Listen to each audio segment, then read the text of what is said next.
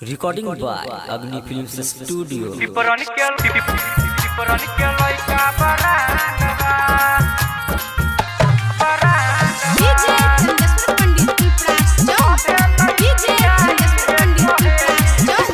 हई रंगदार न केहू से डरीले, जहाँ जाई वहाँ शान से रहीले। हई रंगदार न केहू से डरीले, जहाँ जाई वहाँ शान से रहीले। नामे बका फिर हमनी सबके यही से बढ़ल डिमांड बा। सभे लइकी आई है कहेली, पिपरन के लइका बरांड बा।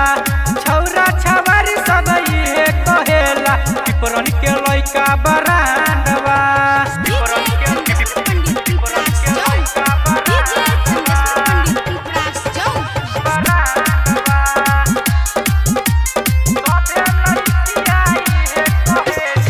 हमनी के सोझा में केहू डर नहीं बोले ले, पिपरन के लइका बरांड बा। सब लइकी हमनी सबके आगे पीछे डोले ले। पाटा पटवल साटा सटवल रोजे के कोइल कांड बा। सभे लइकी आई है कहेली, पिपरन के लइका बरांड बा। छौरा छवारी सब है कहेला, पिपरन के लइका बरांड बा।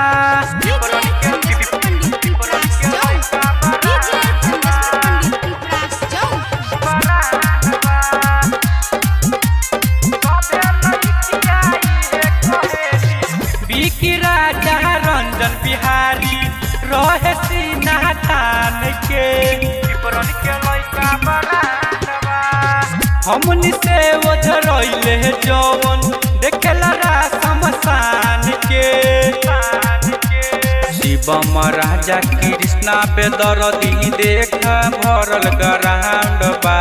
सभे लइकी आई है कहेली, पिपरन के लइका बरांड बा। छौरा छवारी